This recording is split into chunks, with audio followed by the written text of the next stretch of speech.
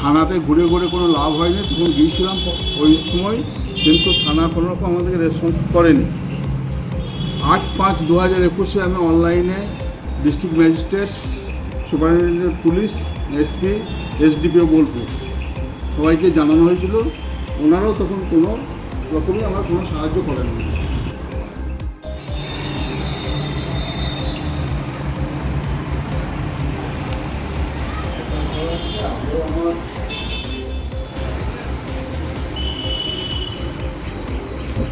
এটা এখন মেন এফআইআরে এটা কপি আমাদের থানা থেকে দিয়েছে।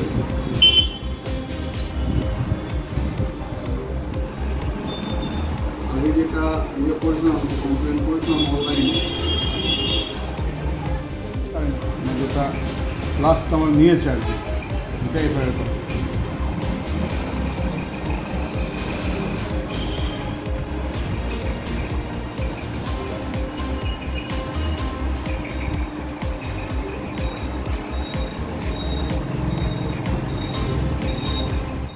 থানায় একটা অভিযোগ জানিয়েছেন, কি বিষয় এবং কেন?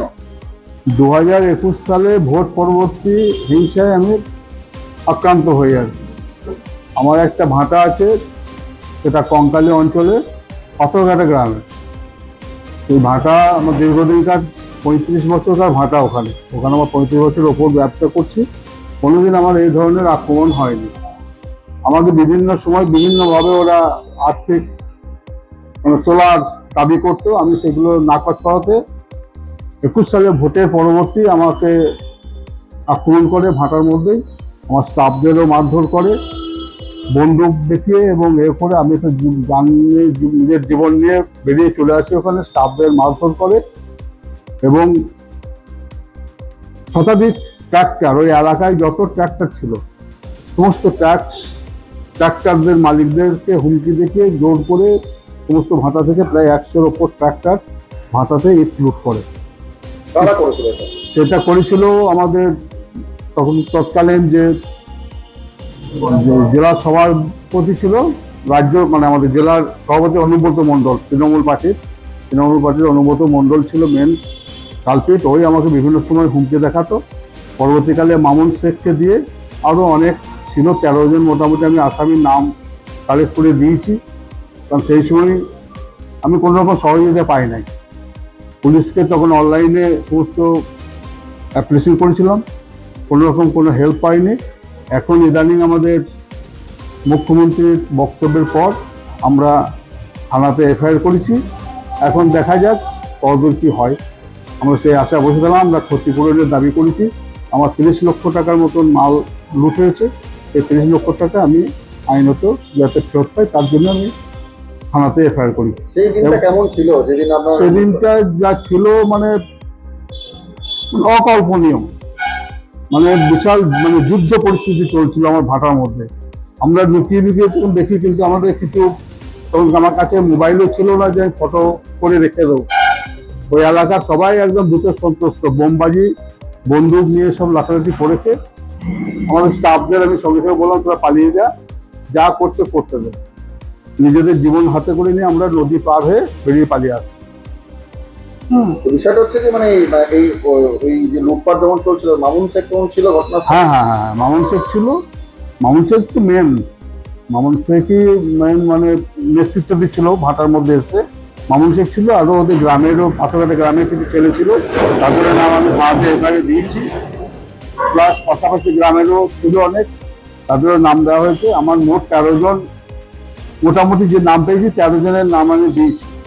হ্যাঁ, তার মধ্যে ট্র্যাক্টর মালিক আছে একজন, সেই ম্যাক্সিমাম ট্র্যাক্টরকে কালেকশন করেছে। আমাদের সীতাপুর গ্রাম থেকেও ট্র্যাক্টর এসেছে।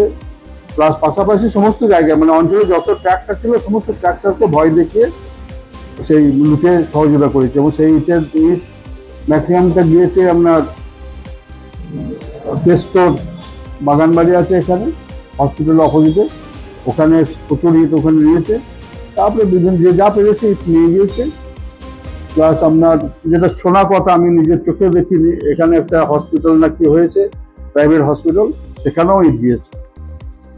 অনুব্রত মণ্ডলের বিরুদ্ধে অভিযোগ কেন? অনুব্রত মণ্ডলই নেতৃত্ব দিয়েছে, কারণ সেই টাইমে ও মানে এর আগে আমাকে বহুভাবে বিভিন্ন এতে আমাকে পয়সার ডিমান্ড করেছে, আমি সেইগুলো মেনে নিইনি, যে কারণে ও আমার উপর একটা হিংসা ছিল এবং সেইভাবেই সে তার হিংসা চারিতার্থ করেছে। এবং ওই ভোট পরবর্তী আমি ডাইরেক্ট রাজনীতির মধ্যে জড়িত ছিলাম না, তবুও আমি বিজেপির সমর্থক ছিলাম, সেই হিসাবেই আমার উপর আক্রমণটা হয়।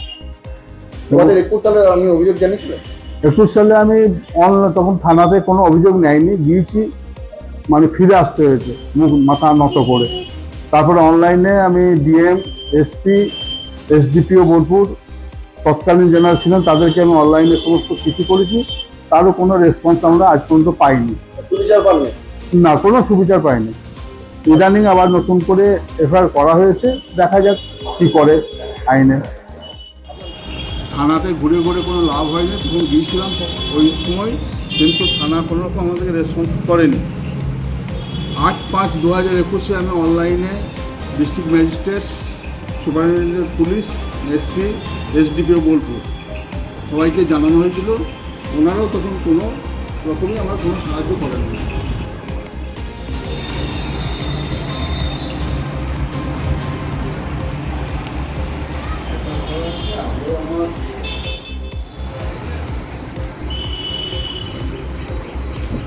এটা এখন মেন এফআইআরে এটা কপি আমাদের থানা থেকে দিয়েছে।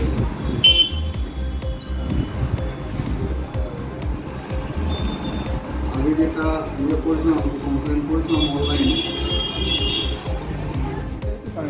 যেটা লাস্ট আমার নিয়েছে আর কি, এটা এফআইআর কপি।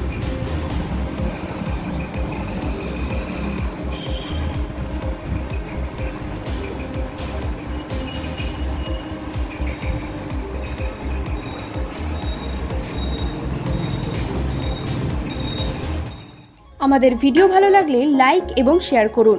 কমেন্ট সেকশনে গিয়ে জানান আপনাদের মতামত।